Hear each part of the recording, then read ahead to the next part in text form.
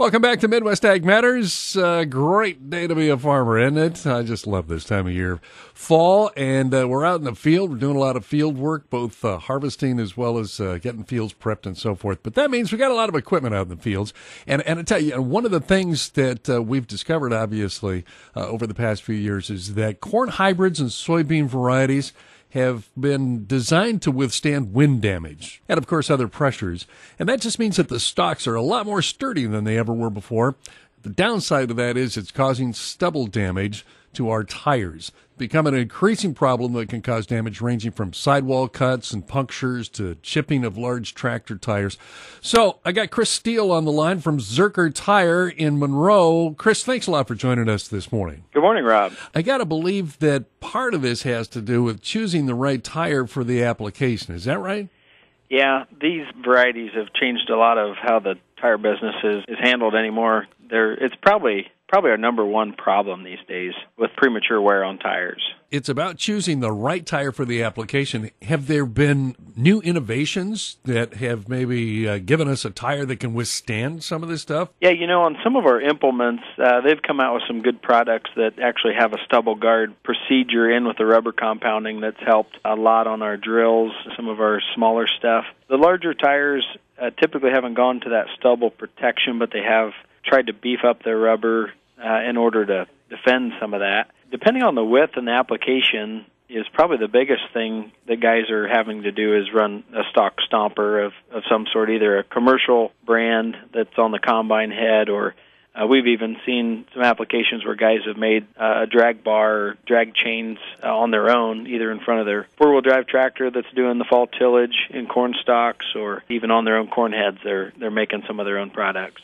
You indicated that sometimes one of the problems is selecting a tire that's too wide, and I got to believe that that's an effort to maybe prevent some of the soil compaction in soils that get a little bit too soggy. Do you see that? Do you see people selecting a tire that's too wide, number one, or number two? What's the problem with that?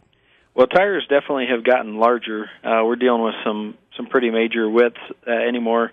And it's awesome for flotation. We get little compaction. We spread that out over a larger area, which is great. However, when we're doing tillage or we're doing harvest work, then obviously we're puncturing more, running over more stubble along the way. So it has caused problems where you got a larger surface to be damaged.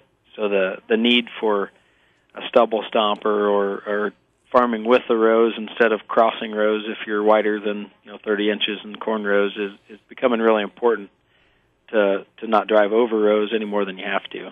Is it also a problem when a tire is not necessarily too wide, but because of the moisture content in the soil, maybe a producer has let some of the air out of the tire to get it to be a little softer, a little flatter?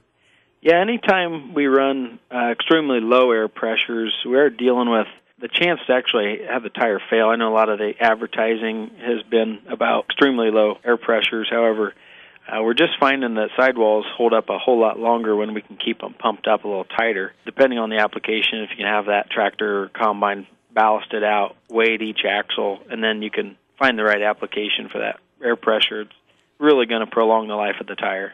Now, one of the things you indicated to me is that for those that can afford it, obviously, that they've actually purchased tires a year in advance, set them in the shed, and that makes them a little tighter? What? A couple of years ago, we had issues where guys were extremely short on supply.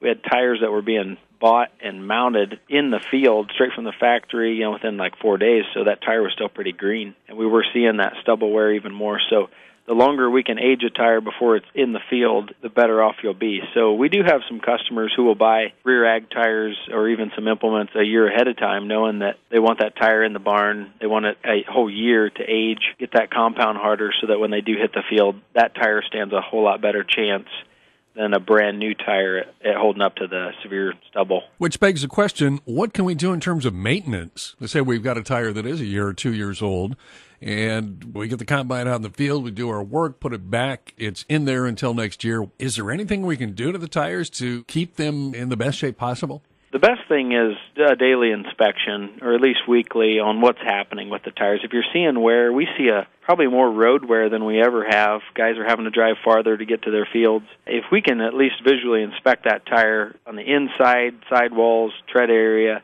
make sure we're not having any chunking. If you start to see stubble wear in one particular spot of the tire from, say, the crown of the road or out on the edge when we're in transport, there's things that we could avoid if we at least know they're happening. So the inspection is the critical part. Talking with Chris Steele, ag specialist at Zerker Tire in Monroe. If you end up with a problem on the field, you want somebody and you want it now. You guys have field service, obviously. What number do we call for that? 1-800-589-6172. We run a dedicated fleet of 5 boom trucks that are dedicated just to ag repairs, and they run a pretty large area here in Indiana and Ohio. So it doesn't matter what happens or where it happens, you guys can come and rescue us, right? We'd love to be the one. Chris Steele, Zerker Tire, we appreciate your time this morning. Thanks so much. Thanks, Rob.